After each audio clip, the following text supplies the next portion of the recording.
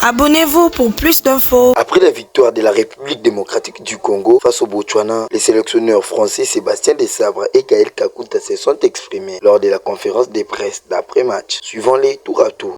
Tiens, ce soir, c'est l'homogénéité de notre groupe parce qu'on avait changé 7 joueurs sur la composition de départ par rapport au Sénégal et que tout le monde a montré qu'il pouvait être titulaire, donc ça va tirer le groupe vers le haut et ça c'est une bonne chose.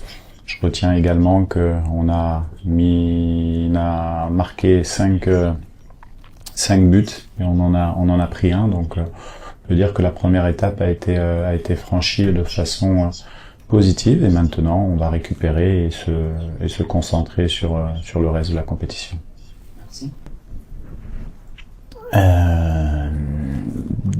Alors le plus loin possible, le plus loin qu'on puisse aller. En tout cas, nous on travaille, on essaye de donner le maximum jour après jour pour encore bonifier cette équipe. Nous on n'écoute pas forcément ce qui se passe autour. Je pense qu'une victoire 3-0 dans un match de CAN, c'est difficile, il y en a pas beaucoup et il faut rendre grâce à mes joueurs qui ont été très entreprenants dans ce match.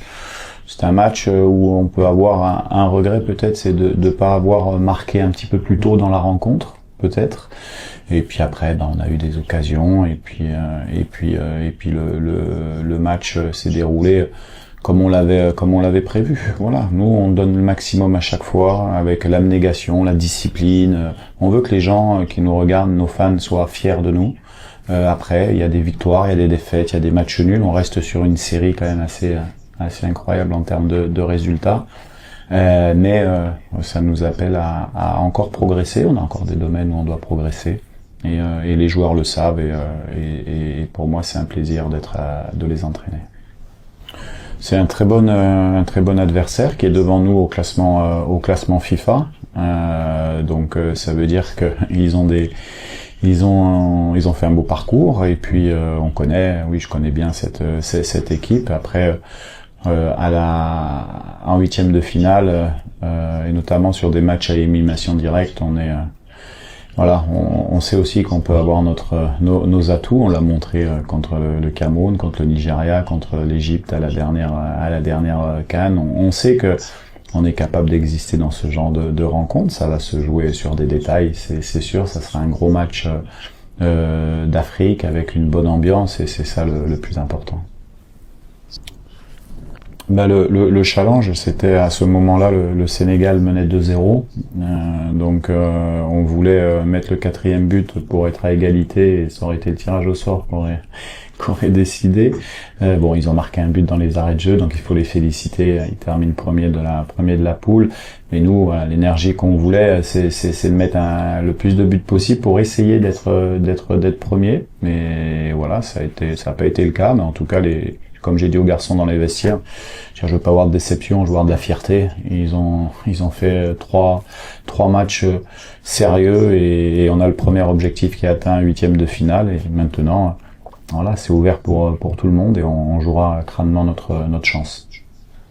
Mais Gaël était dans une liste élargie qu'on avait transmis à la CAF. Il y a eu la blessure de Mario. Et puis Gaël, il a été sélectionné parce que il a fait un très bon début de saison avec son club en Turquie et il était prêt à venir nous rejoindre. On connaît l'état d'esprit de Gaël, c'est toujours il est le premier à venir défendre les couleurs du Congo. Et puis là, on avait besoin de jouer avec Indice pour notamment, on voulait pas aller chercher très très haut, mais on voulait qu'ils viennent chez nous et pouvoir exploiter nos couloirs avec un relais un petit peu plus haut sur le terrain. Ça a été le cas sur le premier but par exemple. Mais donc là, je la juge bien sûr satisfaisante, mais ça me surprend pas. On connaît Gaël, son efficacité, sa qualité, et puis surtout son état d'esprit. Et il est affûté. Il est très très affûté, donc tant mieux. Ça nous donne une option supplémentaire en termes de système de jeu et de joueurs, et ça c'est bien. Ah oui, bien sûr, on l'a montré puisqu'on a changé de système, donc ça a été efficace, donc ça a été intéressant. Après, pour aller un peu plus loin tactiquement sur le match, on pensait avoir une possession très mi-haute, donc c'est vrai que c'était important de trouver un relais haut qui est capable de pouvoir diriger le jeu. À sa sortie, on était vraiment très haut avec un bloc qui était du Botswana qui était vraiment très très bas, où le fait d'avoir un 10 de relais ne se justifiait plus, c'était plutôt d'aller chercher la largeur pour utiliser des centres et trouver nos deux attaquants. C'était un peu l'idée. On est revenu dans les 5 minutes avec Balikwisha à l'intérieur tout de même, parce que j'étais pas forcément satisfait de cela. Mais bon, voilà, oui, ça nous fait...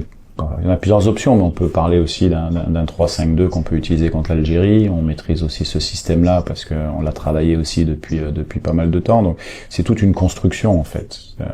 Ça c'est le système qu'on utilisait à la dernière CAN. On l'avait changé sur une mi-temps, je me rappelle, au Togo où on n'avait pas été très très bien, même si on avait gagné le match. Et puis après, on a en fonction des profils de joueurs qu'on a quand même des 8 qui sont très très intéressants à l'intérieur du jeu. Bon voilà, mais ça me donne plusieurs options et ça c'est bien pour un coach. Ouais, il a été décisif quand il est rentré quand même. Mais c'est vrai que après, le match est arrivé assez rapidement et plus qu'une fraîcheur aussi. Oui, on a cherché de la fraîcheur musculaire en changeant 7, mais aussi de la fraîcheur mentale. Parce qu'il fallait être engageant dès le départ pour aller chercher un résultat large.